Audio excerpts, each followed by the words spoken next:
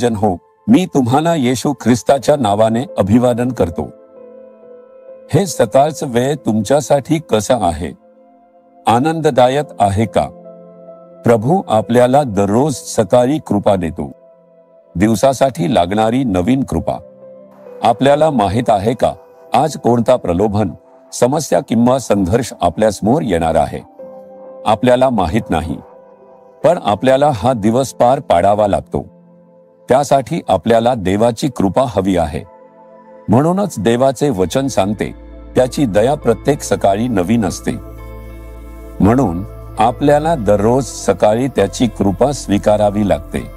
जेव्हा तुम्ही देवाचे वचन मनन करता, देवाची स्तुती करता आणि प्रार्थना करता, तेव्हा तुम्हाला त्याची कृपा मिळते.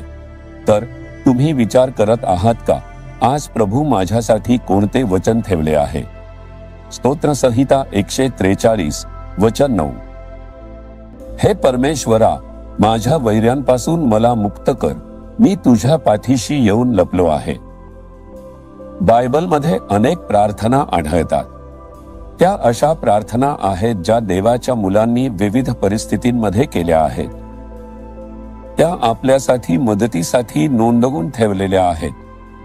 येथे देवाचा एक माणूस दावीद म्हणतो, हे प्रभू, माझ्या शत्रूंमधून मला वाचव.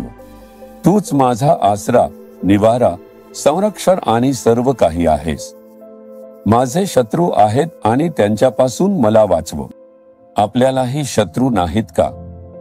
जरी आपण कोणालाही आपला शत्रू मानत नसलो, तरीही असे लोक नाहीत का जे आपल्याला आपला शत्रू मानतात आणि आपल्यावर द्वेष करतात? शत्रू दोन प्रकारचे असतात.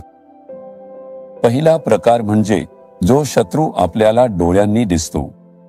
दुसरा म्हणजे असा शत्रू जो आपल्याला डोळ्यांनी दिसत नाही. तुम्ही विचार करत आहात का, तो कोण आहे? तो म्हणजे सैतान. तो दिसत नाही कारण तो स्वतःला लपवतो आणि काम करतो. तो एक अदृश्य शत्रू आहे जो आपल्या विरुद्ध काम करतो. हा सैतान आपल्यावर एवढा द्वेष का करतो? आपण येशूचे मुलं झालो नाही का? आपण त्याच्यासोबत चालायला सुरुवात केली नाही का? म्हणून तो आपल्यावर चिडलेला आहे. तो आपल्याला निराश करण्याचा कट असतो. म्हणूनच तो दररोज काहीतरी करतच असतो.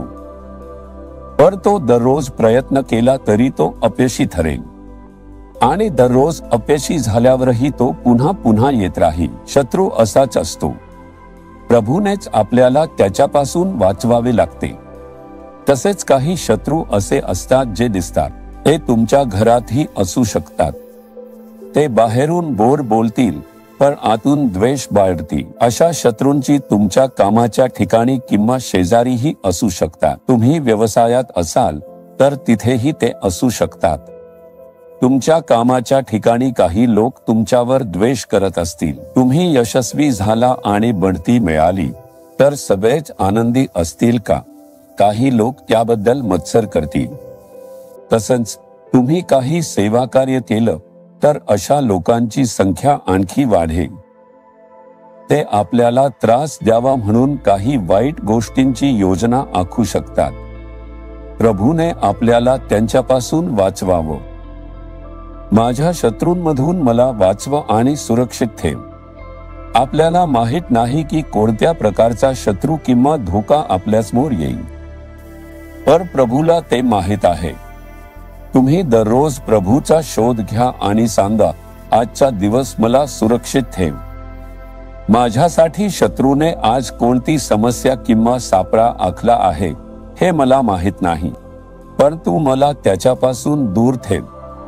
तुम्ही अशी प्रार्थना केलीत तर शत्रूचे कोणतेही डाव यशस्वी होणार नाही.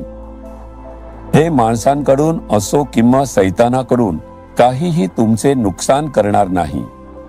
देवाचा कृपावान हात तुम्हाला संरक्षण देईल आणि मार्गदर्शन करेल. आपण रोज अशीच प्रार्थना करतो आणि पुढे जात राहतो. तुमच्या आयुष्यातही असंच नाही का? तुमच्यावर शत्रू उठले आहेत आणि त्यांनी तुमच्यावर द्वेष केला म्हणून निराश होऊ नका. त्यांच्याकडे पाहू नका, पर प्रभूकडे पहा आणि प्रार्थना करा. प्रभू तुम्हाला संरक्षण देईल. बरोबर.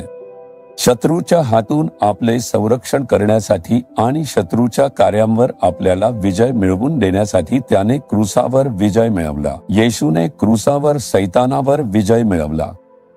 त्यामुळे तोच आपले संरक्षण करू शकतो. तोच आपल्याला सैतानाच्या युक्त्यांपासून वाचवू शकतो.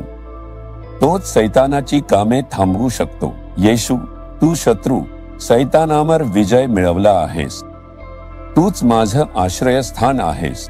मला शत्रूच्या हातून सोडव आणि मला सुरक्षित ठेव. अशा प्रकारे प्रार्थना करा.